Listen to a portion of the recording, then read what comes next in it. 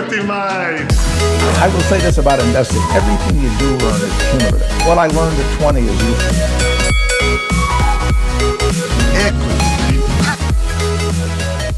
Welcome to another episode of Equity Mates, a podcast where we help you learn to invest in 45 minutes or less. We break down the world of investing from beginning to dividend so that you can hopefully make some returns.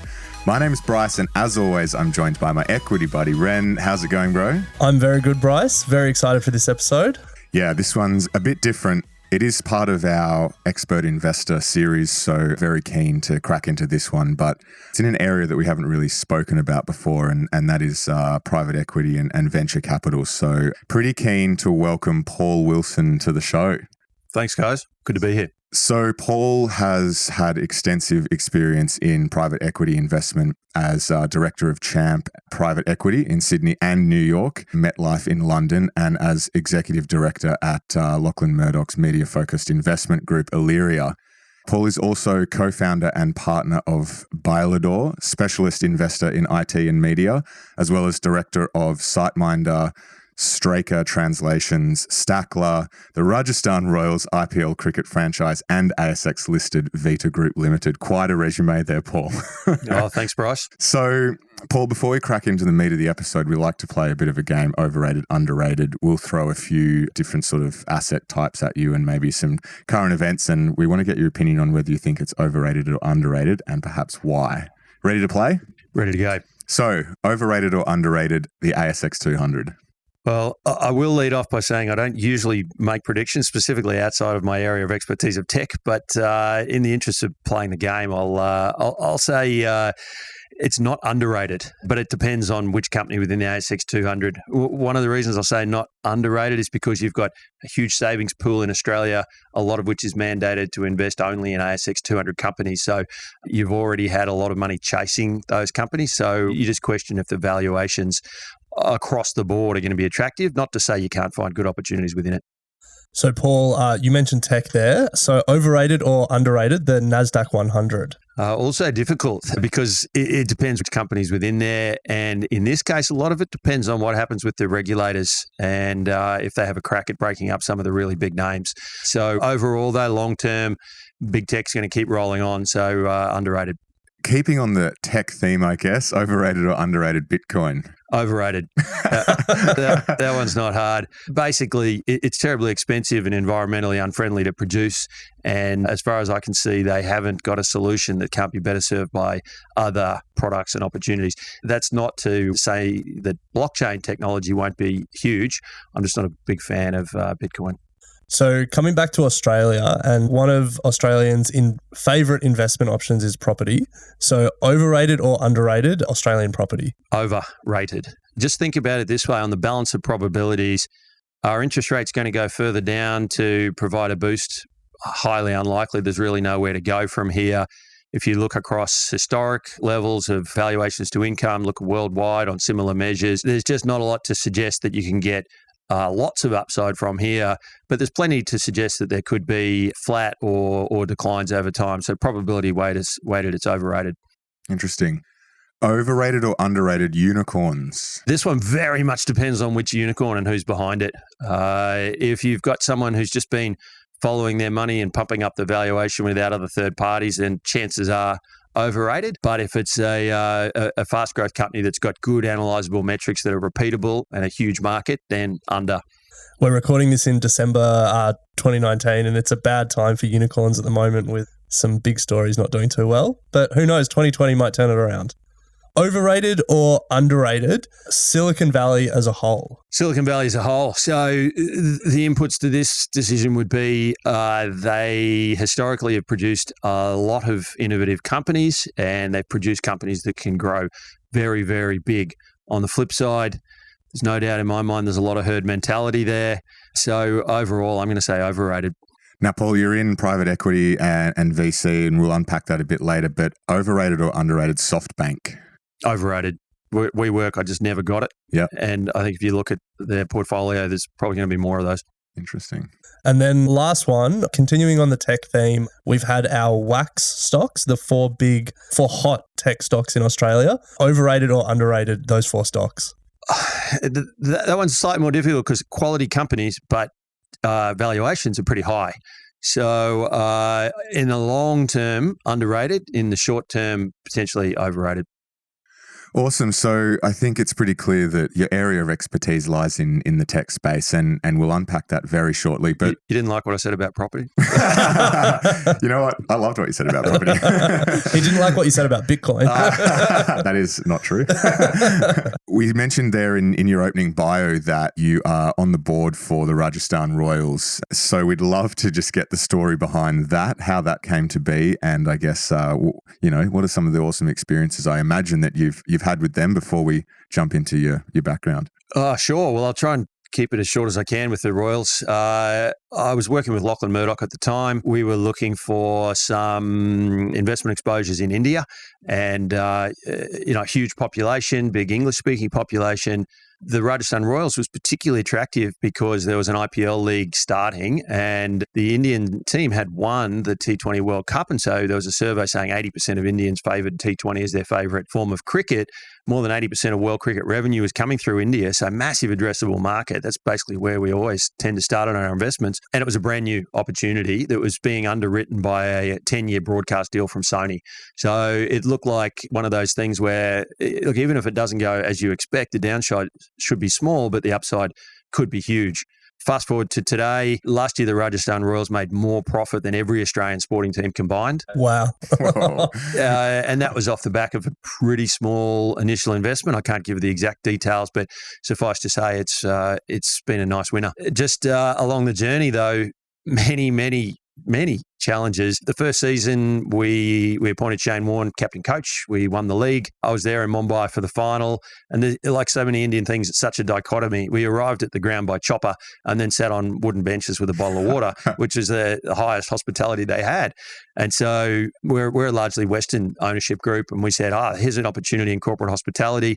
So before the next season, we had an artist draw a picture of what Western-style corporate hospitality would look like, and we pre-sold the whole season worth of tickets at $1,000 per head per match. So it was going to be a success before we'd done anything except draw a picture. Now, the Indian Cricket Board heard how it was going, and they showed up and said, Rajasthan Royals, we're going to take over your corporate hospitality revenue stream from now on. And we said, well, you can't do that. Our contract says that's our revenue stream. And they said, yeah, sure. But here's another contract that we, the Indian Cricket Board, have with the owner of the ground. And it says, we, the Indian Cricket Board, determine where the scoreboard goes. So we're going to put it in front of your corporate hospitality and no one will see the match. And so eventually we negotiated that they got 25% of the revenue from that stream. And that's doing business in India. Wow. That's a crazy story. There's about 100 of those. It's been challenging, but fun. So before we get into more of the stories, which I'm excited to get into, we like to go back to people's first investments. We think there's normally a good story there and there's normally some good lessons to unpack. So can you tell us the story of your first investment? I can. Look, it's not that exciting. It was in Germany. It was a cleaning and catering company, and I was investing alongside some smart German guys, and that's essentially what I was doing in those days. Rather than lead deals, I spent my first 4 years co-investing alongside much more experienced people, so that I could pick up a lot of their IP. Essentially, we had a fairly comprehensive plan to execute for growth and to drive profit.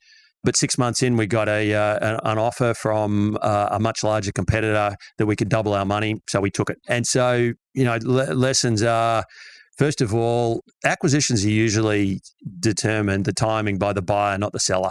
And the second was, it always helps to have multiple exit pathways. So even if you think you're headed towards an IPO, we always like to see that there's at least 3 logical acquirers that might just take you out at a premium along the way. And so that was part of the experience back in the 90s. So, Paul, I'm assuming that was a private investment, not on the market? Correct, it was. And so this is where your area of expertise lies at the moment. I would say it is probably one of the more sexier areas of investment that everyone sort of dreams of being in at some point in their life. You studied a Bachelor of Business and then spent some time at Harvard studying private equity leadership. What was it about that space, equity venture capital, that was appealing to you, and how have you sort of trodden your path to where you are today? Sure. So straight out of university, I spent 3 years working with Ernst & Young in Brisbane, and I was very fortunate that very early on I got into their corporate finance group. So that meant doing a lot of financial modelling, forecast, valuation work, preparing companies for IPO, raising venture capital, and advising, as it was then, basically Queensland companies getting taken over. And that was the spark of the interest for me. I just thought, wouldn't it be great if we had more venture capital funding available and I could be helping invest in these companies, grow them up rather than just selling them out to takeovers when they get to a certain size. And as you just suggested, I found it to be the most interesting, exciting area of finance and investing, partly because you get a chance to be pretty involved and make a difference. You form pretty tight relationships with all of the management teams that you're working with. And probably biggest of all, the returns, if you get it right, can be just fantastic. For those that have just joined the show, can you explain the difference between private equity and, say, venture capital? Sure. So fundamentally, venture capital returns are primarily driven by growth. You usually are taking a minority position, so not having control, just working with usually the founders and other investors in most situations. And you tend to not be taking on debt, because you're at a stage of development where there's still a pretty high level of risk of execution. And so even if you could get debt, it may not be the smartest move for the particular company. So that's VC. I contrast that with private equity. In most types of private equity, will focus on control investing. By dollars, if you look around the world, that's what most of it does. It's not to say there's not minority investing, but you tend to have control. And even if you don't have control, you usually have a very structured investment with very clear contractual rights. The companies will usually use a significant level of debt, and you are not necessarily depending on growth for the returns. You can get it by restructuring, taking out costs, just investing at a certain multiple and then selling at another. And so it's quite different drivers really that are generating the returns for PE versus venture capital. So Paul, private equity is obviously, it's different to public market investing. And I think probably the last sort of 10 years, it's probably been the sort of sexy style of investing. A lot of money's gone towards there. And you've obviously built your career in private equity in that time. So can you tell us a bit about your journey from, studying private equity at Harvard to where you are today? Yeah, sure. So really the first step was when I finished my qualification as a chartered accountant with Ernst & Young. I knew just enough to be dangerous. I'd already made up my mind with a pretty big fire in the belly at that point that I wanted to do venture capital and private equity long term. It was a very nascent industry in Australia in those days, and I just thought, this is going to take a long time. Best I jump on a plane to either the US or the UK, where it was much more developed, much bigger pools of money, and consequently more advanced intellectual property around it. So I thought, well, if I can get over there, get a number of years of experience, and then bring that back to Australia to drive the industry, that's going to give me an edge. And essentially, that's what I did. I got a transfer with EY to London, but they knew that I was looking to jump into private equity straight away. I was fortunate that I got a position with a group called MetLife. Now, a couple of the reasons why I was fortunate, Met was huge. They were managing $600 billion at the time, and they made $1 billion allocation to European private equity and venture capital to be deployed by two of us. And so our strategy was, actually, we don't have the depth or breadth of experience and contacts here to be beating the locals. So let's use our advantage, which is size, and work with them. So we chose 6 funds who we thought were leaders in various aspects of private equity and venture capital right across Europe, including Russia and Central and Eastern Europe. And we made fund commitments to those leaders on the basis that we wanted to see direct deal flow, that we didn't pay fee or profit share on, and we would cherry pick that direct deal flow. So from a returns perspective, it was nice. The fund investments made 50% per annum over the 4 years I was doing it. The direct investments made 90% per annum. So it was a really great market to be operating in. There was lots of good returns to be had. But the really important thing for me was from day one, I got to see a variety of people's techniques. So I was harvesting the best way to look at forecasts, the best financial modeling, the best valuation techniques, the best management equity techniques, lots and lots of these things. And basically every time I saw something that I thought was smart and useful, I would synthesize it into what I was building up as my own approach to private equity investing. And so then in 2000, I came back to Australia. The first really decent sized pool of private equity capital was raised. $500 million was raised by Champ One. Mm-hmm. And I'd been back to go to a mate's wedding earlier in the year. I was proactive and I went around and I met every single VC and PE player that I could find. And pleasingly, there was a great fit between Bill Ferriss and Joe Skrinsky, who were raising this fund. So they invited me back, and I got home to Sydney 2 weeks before the Olympics. That was good timing. Also, Bill and Joe had actually lost most of their investing team, partly for good reasons. They'd made enough money that they went off to do their own thing primarily. But that was great because not only was there an office available, but I was able to put in place my systems and processes and recruit a team with a pretty much blank whiteboard to work from. That worked well. Some of the guys and girls I recruited are still there today. Johnny Haddock, the CEO of Champ, is one of them. G'day, Johnny.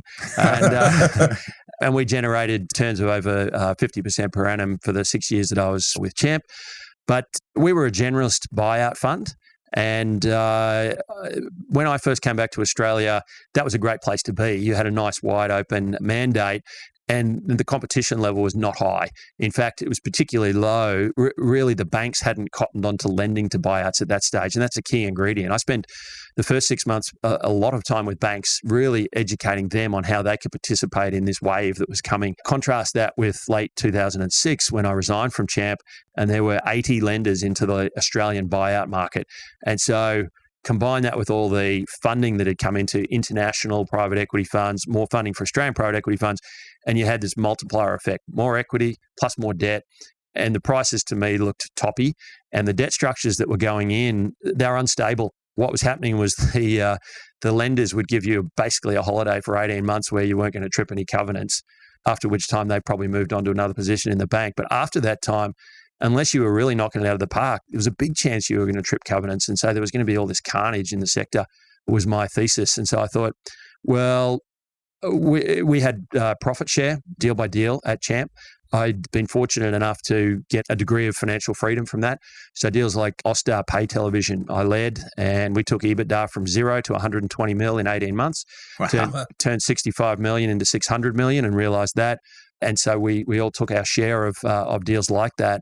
And so I just thought, well, time for a break. I had a 12-month non-compete. And so I resigned from Champ thinking I'd probably do a distressed debt fund. And I went and spent that year of 2007 in France while the Rugby World Cup was on, got married, and it was good fun. Living the dream. There's a little bit of red wine and cheese that year and travel.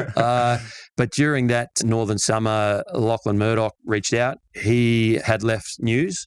He was serving out his own 2-year non-compete and had formed Illyria, his personal investment vehicle, and was looking to hook up with some deal professionals to execute on some of his strategies in media and technology. So over a couple of bottles of wine, I agreed to join Lachlan, and my non-compete ran out the day of the Rugby World Cup final, which is also the day that my lease and my house in Provence ran out. And so the next day I was on a plane home. And Lachlan and I worked with Lachlan for about 2.5 years. You mentioned the Rajasthan Royals. We got control of DMG Radio, which is the National Nova network and what's now Smooth FM. That's been highly successful for Lachlan. But Lachlan was really a media guy at heart and wanted to do free-to-air TV next, but particularly Channel 10. I didn't share his views on that, and I really saw a lot of potential in the tech pipeline that we had generated, but we weren't really executing on. And so that was when I split from Lachlan and I took the tech pipeline with me. David Kirk and I raised Bailador. So Bailador is actually a listed company on the ASX. So any of our listeners who are interested in getting a piece of Paul Wilson, they can do that through the ASX. The ticker is BTI.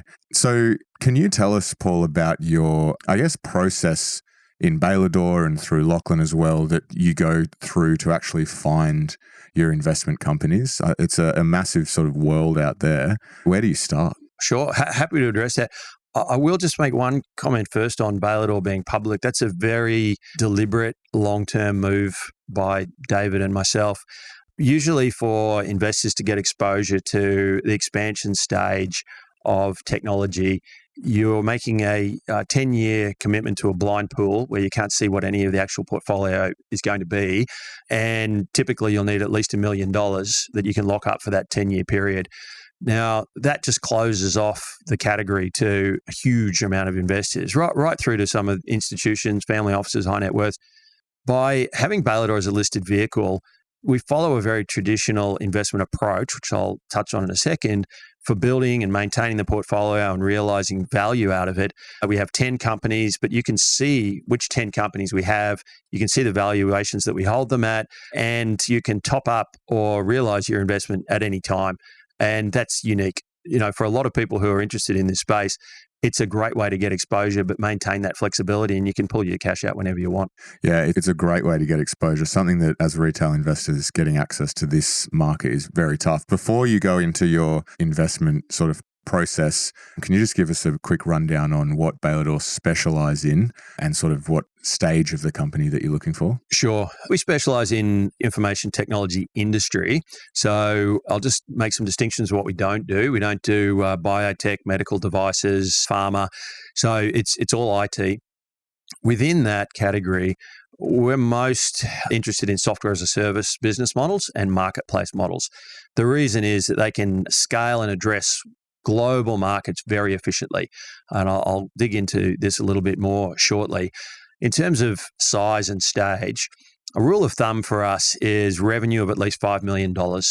Now, the reason we pick that is because at that stage, the business usually has a pretty proven product market fit. And that's the first element to really getting any of these businesses going. Make sure there's demand for your product, that the pricing works, and that you can sell it.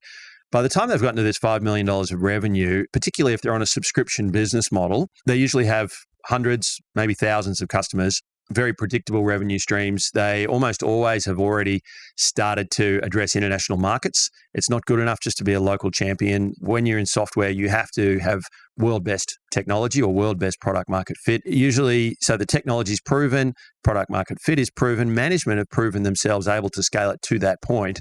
And a lot of what they're coming to David and myself for is the capital to go to the next stage. They're not taking any money off the table.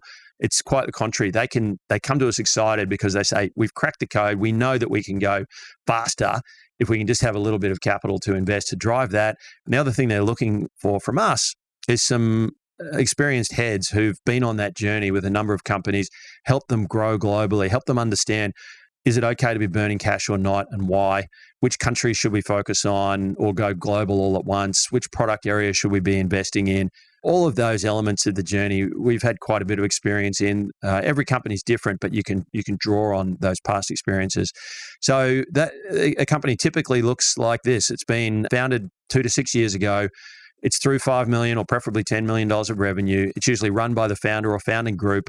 They're looking for probably around $5 million to grow. They're already addressing international markets. They've got hundreds of customers and unit economics that really make sense to look like it can grow on a very efficient basis. So I guess the thing that naturally comes out of that is deal flow must be so important because you don't find those companies every day that are ripe for investing. So what's your process in sourcing deals? Are you just looking in Australia? Or are you looking everywhere? We're looking at businesses that were born in Australia or New Zealand. Now, 3 of our companies are actually headquartered in the US now, a couple in San Francisco, one in New York, for various reasons. But the reason we focus on businesses born here is we have a much better chance to diligence those opportunities, get to know the people involved. And I'll give you an example. We're unlikely to make an investment in a group unless we've made at least 20 connections with people that know them, be it customers or competitors or suppliers. And we'll often get to know the founders over a period of months. We'll often work up a business plan together, typically a 3-year business plan. And it's not because we're all going to stick religiously to that business plan. It means that there is a plan and we're capable of working together to figure out what that should be, debating priorities. And that's a big help for us getting to understand if we're going to be able to work well together, because we're typically in these investments for 3, 5, 7 years. It's more like a relationship than something you can just buy on the stock exchange because you like the look of it and sell it in a couple of months' time. So we take that sort of risk of the long-term hold, but then as a public company, we let our investors come in and out depending on how much they want to back us. To answer your specific question about how we get deal flow, a lot of it has to do with the fact that both David and I have been in the market for a long period of time. So the fact is we just get people coming to us every day. Now, On top of that, we have a team who's going out and they're meeting people. They are going to conferences. They're understanding who the performers are that are coming up. Now, one of the advantages of operating at a stage where you're saying we want at least $5 million of revenue is once they start getting $1 million, $2 million of revenue, they start coming onto our radar screen, and we can get to know them. They can get to know us, figure out if there's a likely good fit there, see if they do what they say they're going to do, or if they don't, was there good reasons for that pivot and how did they handle it? And you can learn as much from that as anything. So, I don't want to be complacent, and I don't think we see every single deal, but I like to think we see most. We also have a sort of a quiet army of supporters, if I could put it that way.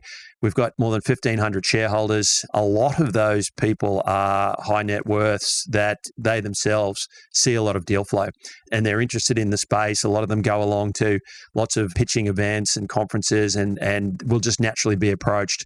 And they mostly understand that David and I and the team see hundreds of deals a year, and we're best placed to be able to compare the new deal opportunity to what's already out there, based on particular industry segment, the type of valuation, the growth rates you should expect, what are the key metrics in that niche.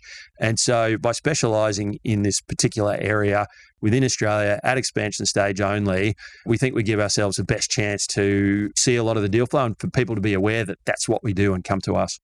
I know of a podcast that is looking for a bit of cash to go global, so it could help your deal flow. No problem. I should mention, I pretty much get a deal out of every Uber I get in as well. So, Paul, it's very similar. We've had a couple of interviews recently in the small cap space, and the way that you explain how you find companies and think about the investing process is similar to how some fund managers go about their business in small caps. And one of the big questions that we always get from our listeners is the risk level that you're taking around small caps relative to the large end of town. How do you go about sort of managing the risk that you take going into these investments? And also, how do you know is a good time to exit if it's on a good run? Sure. So 2 parts to that question. First of all, on managing the risk, a lot of it has to do with the work you do before you cut the check. So I've just described some of that. It usually is at least 6 months of getting to know the business, the founders, the competitors, the customers, the dynamics, applying all the same Porter's 5 Forces analysis that I used to in much larger companies, but on a smaller scale, seeing how they're traveling, looking at the momentum. Nothing is risk-free, but the level of diligence and involvement we have and the access we have to information is frankly just so far superior to what you'll get from a public company. So you get to really be inside the tent as opposed to trying to infer what's meant by public statements and things like that. So that's one key element. Another key element simply has to do with the stage at which we're investing. And so, at the very early startup stage, what I'm talking about here is pre-revenue or, $1-2 million of revenue, but loss making. Frankly, the mortality rates there are very, very high. And so one of the reasons we invest where we do is because the companies are coming into a stage where actually they know they've got something, and it's about executing as efficiently as possible. And that's where our skill sets lie. And so we really try and bring it down to that. And then one of the key elements we look for in founders is not just what their skill sets are and the team that exists, but how good are they at their self-awareness of where the holes in the team might be and their willingness to bring on A-graders to solve that. And there's a famous quote goes along the lines of you should hire people smarter than yourself. And we totally buy into that. Just get the best people you can on that journey with you. And if they have a willingness to do that, then that's a very, very good start. And we've found that to be very effective. So that's dealing with the part of the question about risk. Second part of the question, I think, was about how do you know when to sell? How do you know when to realize? There's no right and wrong here. And frankly, a lot of it comes down to what's the valuation that you can exit at versus the prospects for the company and what are the risks. Because it doesn't matter who you are, there are always going to be risks on performance. And so you've just got to have a balance for that. I think one of the comments I made earlier was learning from my very first investment. A lot of the deals happen when the buyer's ready, not the seller. And so you might be partway through your journey where you think you can get to a certain stage by taking certain actions and an offer lobs in. You've got to then weigh that up against, well, if we don't take this, What other options are we going to have? When are they likely to come? Are we likely to need any more cash? But also, what will be the competitive behavior of that buyer? Because if they're motivated enough to come and want to write you a check, it's because they want to get into this space. And most buyers will have an analysis of buy versus build. And so if they can't buy you, they'll probably build. And so you've got to take all those things into account. So if we can take it from the abstract that we've been talking about and we get to the specific, you have a number of companies that you're holding at the moment. So maybe if we pick one that you think is a good example, can you just tell us the story of that investment, how you met them, what the process of valuing them was, and sort of what's happened since you invested? Sure, my favourite bit. So I'll talk about SiteMinder, partly because it's the largest holding in our portfolio. It was also one of the earliest. So first of all, SiteMinder is a software as a service business model, which I alluded to earlier. And that means, just as by way of background, means you essentially build a software platform once. You continue to incrementally add to it, but it's essentially the same platform. You might add features and functionality, but then you sell access to that platform to thousands of subscribers on a monthly or an annual basis at high gross margins, usually more than 80%, such that each new customer is bringing on revenue, most of which drops to the bottom line and just stays there until you lose them, which hopefully is, sort of 10 years away. So it's a great model, and you can start to understand if you're building that model once, you can sell it globally. And so if you pick an industry space where you have the best tech and the best product market fit, it can become massive. So that's a good cue to start talking about SiteMinder, because that's exactly what's happened. So SiteMinder, at the time Bailador invested in April 2012, had really one core product. It's called a channel manager for the hotel industry. So what does it do? It basically allows hotels to sell their room inventory through online channels anywhere in the world. So there are about 800,000 hotels worldwide, so huge addressable market. About 50% of global hotel bookings are made online now. Some markets are higher, some markets are lower, and it depends on the size of the hotel. But let's say online is important and growing. So if you're a hotel and you have, say, 100 rooms that you want to sell, the best way to maximize the revenue generation from those 100 rooms is to get them out to as broad an audience as possible, efficiently as possible. If you're doing that manually, you might be able to say, all right, I can access Booking.com and Expedia. And if you've got 100 rooms, you might say, I'm going to give 30 to Booking.com, 20 to Expedia for any given night, keep 50. And then every day I work the phones and the emails and I figure out what they're selling and I move it around. Now, it's terribly inefficient. You're going to over-allocate sometimes, you're going to under-allocate, leave inventory not sold. It's basically a full-time job to move inventory around, even amongst two online players. They're typically called online travel agents, or OTAs. Now, there's not just two OTAs, there are hundreds of online channels around the world, and increasingly people like TripAdvisor, Airbnb are participating, Ctrip out of China. You've seen them, metas like Trivago and many others, Kayak. And so if you're a hotel, your motivation is, well, how do I get my rooms sold? The answer is the SiteMinder Channel Manager. It's effectively an online inventory warehouse of hotel rooms. That hotel takes their 100 rooms, loads them into the Channel Manager, and SiteMinder is connected real time to every significant online distribution channel worldwide. And so, bang, you immediately have much greater distribution if you're the hotel. The pricing works out to be about one room per month. And so if you've got 100 rooms, that's 3,000 rooms in a month. If you sell one more out of that 3,000 because of the channel manager, you paid for it. On top of that, it's cream. So it's highly compelling for hotels. Plus, you no longer need that full-time person who's moving the inventory around. They can be redeployed in a more productive manner. So that's the initial problem that SiteMinder solved, the initial product market fit. SiteMinder is now the world leader in its space. They have more than 35,000 hotels around the world subscribing on a monthly basis. So it's this beautiful revenue model. If they come on, it's predictable revenue. I can say since we invested in April 2012, every single quarter, the number of hotels subscribing has gone up. Every single quarter, the revenue per hotel has gone up. And so the multiplier effect is, you can just imagine what the chart looks like every single quarter from April 2012 to now. It just goes up and up and up. So we invested it when they had revenue of $5 million, publicly stated earlier this year that they've gone through $100 million in annual recurring revenue. We invested at a valuation of 25 mil. and the business is now valued at more than $1 billion on just about any measure you choose. So it's been a success, and it's got a long, long way to go because SiteMinder is more than triple the size of its nearest competitor by any measure at 35,000 hotels, and the number of connections we have with OTAs and hotels and property management systems, not to get too far into the weeds. But the addressable market's 800,000. So it's a huge greenfield opportunity still ahead of us. And of course, SiteMinder hasn't sat still on their tech. They've added features, functionality. There's now 7 different revenue streams within that platform. They processed $38 billion of reservations through the platform last year. SiteMinder has introduced a payments product to start to monetize the transactions as well as the SaaS revenue. They've also recently opened up their platform to third-party software applications. So there's new tech being developed for the travel industry all the time. But the biggest challenge of all is how do you get it distributed to those hotels that might want to buy it? Well, now for the right software, it can go onto the SiteMinder platform. The hotels can buy it by just clicking a box basically on the SiteMinder platform. SiteMinder gets to take a clip of the revenue and also track the data so that you can see what's happening with a higher level of granularity in the industry.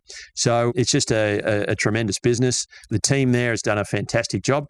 Mike Ford and Mike Rogers were the 2 founders. They were 40 years old when we invested. They'd gotten to basically a leadership position in Australia. Just as I alluded to earlier, we got to know them over about 6-month period. They were approached by a bunch of US VCs, most of whom wanted the guys to move to San Francisco and run the business in a certain way. David Kirk and I spent a lot of time with Mike Ford in particular, including a couple of steaks and bottles of red wine, working out, what Mike and Mike really wanted out of this and what the journey might look like. And we spoke to dozens and dozens of people that knew the guys, and we did worldwide customer references. And it was just so strong, people talking about the product and the guys themselves. So we worked up a 3-year business plan. We invested. The money was used to grow the sales team in London, who was addressing the UK and Western Europe. We opened a Bangkok office, particularly to address Indonesia and Thailand. And that was really the focus of the initial money. We put in a heavier hitting CFO.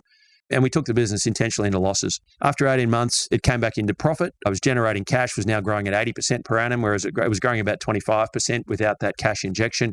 It had already really gotten itself pretty much to the leadership position in Europe and Asia, and we hadn't yet looked to the US.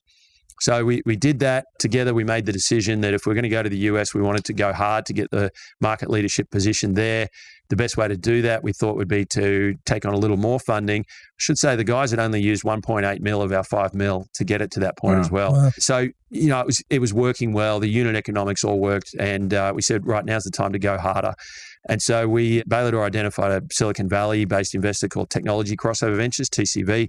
They were travel experts. They'd been the main backer behind Expedia. They had a lot of experience in software as a service. We really liked their character. And so we negotiated a deal without really distracting management at all that was at a valuation 4 times our entry price. This is 18 months after entry.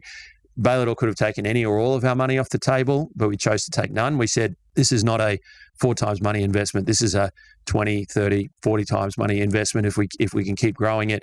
And it was one of the things that led to us saying, well, rather than sell, how can we get some more capital but still give the people that backed us early exposure? And that's what led to us rolling that investment onto the ASX. So from there, SiteMinder got the US leadership position. They've grown further and further ahead in terms of the world leadership and couldn't be happier.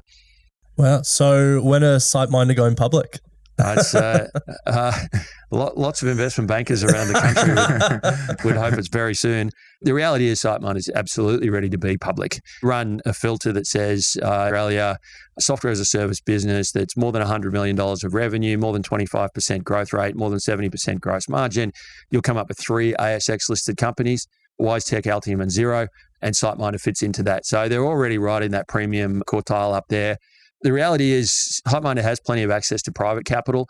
So, there's a question about what public markets do for you. I think it will IPO sometime in the next couple of years. Wow. So awesome success story. As an investor in Bailador, if our listeners are looking to get in, how would they, profit themselves from that? Do you pay a deal like that? Do you pay a special dividend if you sell out, or how would one get rewarded? So basically 2 different ways you get rewarded. One is increase in the share price. The other is dividends. Yeah. And so let's use that specific example. let's say SiteMinder IPOs, we might take a portion of our position off the table. I could use an example of Straker that we IPO'd last year. We took 10% of our position off the table, but SiteMinder is much larger. So that would likely lead to us paying a fully franked dividend. So at the moment, we've got franking credits that would equate to a $6 million dividend. I'm not promising anything, but that would be the obvious number. So if you bought Bailador shares, you'll get a cash dividend that's already had the tax paid on it at a corporate level of tax. And so for a lot of people, it's then tax-free or reduced. So it's highly efficient. The other thing that we do is when there's a third-party transaction in one of our companies, we will revalue our position to match that third-party transaction. So let's say we took on some capital with SiteMinder and it was at a higher valuation than we're carrying it. We'll put our asset valuation up and then the share price usually follows that up. And then investors can choose to sell some or keep or buy more if they think it hasn't gone up enough. Yeah, nice. Yeah, I was going to ask that. Do you find at times that the value that you're seeing companies at, it's very different to the value that the market's seeing companies at? And there's some inefficiencies in the fact that you are a public company and the market revalues you every second and your portfolio isn't? Yeah, there's definitely some inefficiencies. To be honest with you, that's part of what creates the opportunity for investors right now. And so starting with the fact base, we've got these 10 companies. We revalue them when there's third-party transactions. If there hasn't been one for 12 months, we'll look at the value, but we tend to be conservative. The portfolio we have at the moment, since we invested, revenue has more than tripled, but we've only put the valuation up double. So that includes the third-party transaction as well as internal. So it tells you actually, these companies are growing bigger. Their strategic position is usually improving, yet we're not following the full growth rate up. And so the reason we do that is because we want to continually surprise on the upside when there are transactions and cash realizations. We've now had 19 third-party transactions in the portfolio. 19 out of 19 have been at or above our carrying value at an average 88% uplift. Wow. We've had 4 cash realizations, an average return of 40% per annum. So the data's starting to build. But the reality is we're the only listed company in Australia that looks like us, that focuses on expansion stage tech. And the natural tendency of most Australian investors is to say, oh, it's a listed investment company, therefore it should trade at a discount. Oh, it's private, maybe the discount should be even more. I get that sort of initial level of thinking, but if you then look at our track record and look at the basis of valuation, the more times we can outperform, and I think if we can show a couple of big cash realizations well above the carrying value, I suspect we do that 1 or 2 more times and the penny will drop, because there are a number of companies that do look like us in the UK, and most of the time they trade at premiums to their asset value. So I think today our discount to asset value is something like 18%. If you believe that over time that'll narrow, there's an opportunity. But it's more than a one-trick pony. The underlying portfolio of companies that we have last year generated $232 million at a growth rate of 30%. We expect that rough growth rate to continue. And so that's what's providing the underlying engine to the asset value. And then as we transact and sell, we expect to produce some really nice premium returns. So, Paul, before we we're getting closer to our wrap up, but I want to just touch on the industry more broadly in Australia. Do you sort of see, what do you think are going to be some sort of hot trends in the IT sector sort of coming in 2020, putting you on the spot here? Or what's exciting you? Well, first of all, I think the mega trend is that we'll continue to see a separation of Chinese technology from Western technology. So many tech companies have had a crack at China and basically have been burnt and had IP issues. And, you've seen the Chinese government mandating that all Western tech basically has to be out of the government offices in the next 3 years. So, I think we're going to have side-by-side ecosystems. And so, just thinking about how you play that will be sort of a mega trend. If I bring it back to Australia, one thing that we're already seeing is a lot of companies thinking globally much earlier. So when David and I started doing this as Bailador, you had some local champions and they said, oh, we could get to $100 million. Wouldn't that be great? But most people aren't thinking that way anymore. They're saying, actually, here's the size of the global niche. Here's the stepping stones that we think we can use to go after it. And so I would like to think that continues. And Australian tech companies can go on and become world leaders, even if it's in niches that you might not have thought much about. A lot of what we invest in at Bailador is not consumer-facing brands. And so most people look at our portfolio and go, oh, I don't know those names. actually that suits us just fine. They're business to business, and it's actually a more stable, predictable revenue stream. But as I mentioned, you can go global, so that's definitely a trend. One thing in your SiteMinder story that piqued my interest was they were approached by a whole bunch of US VCs, and then they started speaking to you, and I imagine there were other Australian VCs sniffing around as well. And as more and more money seems to go into the sector, what's that competition like between VCs and private equity players, and sort of how do you navigate that with the founders? Sure. At a high level, that's absolutely correct. What happens as more money comes into the sector, there tends to be a much higher degree of specialization. So whilst on the surface, Bailador is competing against, Airtree and Square Peg and One Ventures and a number of other names, we actually don't go head to head that often. And if we do, we'll tend to team up. So, Airtree's got a much more consumer and retail focus than we do, much more recognizable names.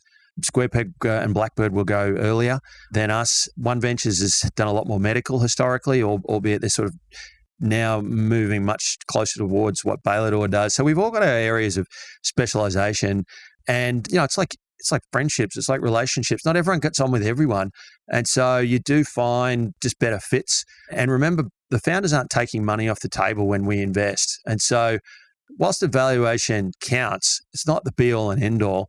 What they're really interested in is what's the approach that's going to create the biggest pie over the next 5 or 10 years.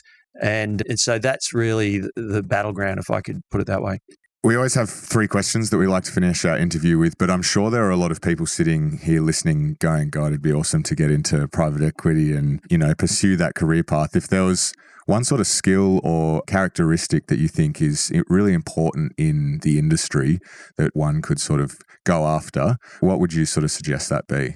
Oh boy, one skill. Look, personally for me, it helped a lot to set my sights on a particular goal and just be tenacious, sticking at it. And if I could say something to my younger self, it's a marathon, not a sprint. Well, that was the final 3 of our last questions. So you've jumped the gun with that. We're going to have to think of another one there. So we'll go number 2 then. Are there any must-read books that you would recommend, investing or otherwise? Sure. The best book I read this year was Sapiens, and it's pretty high profile now. A lot of people know about it, but I loved it because every time I read it, I felt smarter and just learned so much, but in a way that was really easily absorbable. So I definitely recommend that.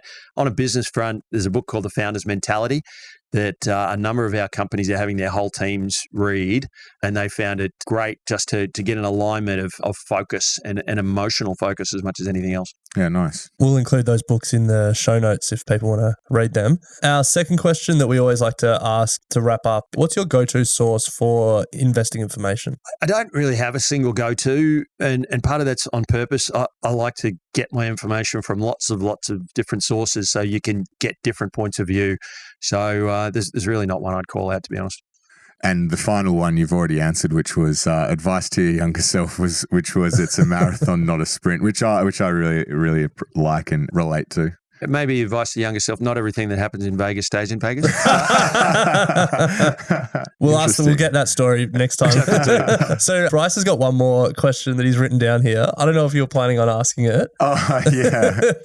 Well, look, Ren and I actually have a group of mates who love to chat about starting, small companies and startups and whatnot, and looking through your portfolio and at the names of a lot of the companies. And why do a lot of tech companies these days finish with R or Lee? I think what's going on there? Is this, who comes up with all those names? Surely that's part of your mandate. It might have something to do with predictive texting and getting lazy. I honestly can't tell you. I don't know. Some of the names are crazy. Weird trend that's going on there, but watch this space. And now like .io and stuff is coming along, and well, it used to be it had to start with an I or an E. So yeah. Goes towards the valuation, I'm sure. Yes, yeah. Well, Paul, thank you so much for your time today. Really appreciate you coming on the show. As I said at the start, it's a space that we haven't really had much exposure to, so super interesting conversation. And if anyone is interested in Bailador, what would be the best way of getting involved with you guys? Look, the easiest thing to do is just go to our website, bailador.com.au, and you'll find a heap of information there on the portfolio, on our news. We publish every month to the ASX valuations and as well as portfolio news. And anyone that can buy shares can buy Bailador, BTI. Yeah, ticker BTI. So check them out. I think certainly something that I'm going to be keeping a close eye on. So appreciate your time and looking forward to what comes in 2020. It's been a real pleasure. Thanks, guys. Thank you. Thanks for listening to Equity Mates Investing Podcast, a production of Equity Mates Media. Please remember that everything you hear in Equity Mates Investing Podcast is general advice only. The content has been prepared without knowing your personal objectives, specific financial circumstances, or goals. The host of Equity Mates Investing Podcast may maintain positions in the companies discussed. Before considering any investment, please read the product disclosure statement and consider speaking to a licensed financial professional.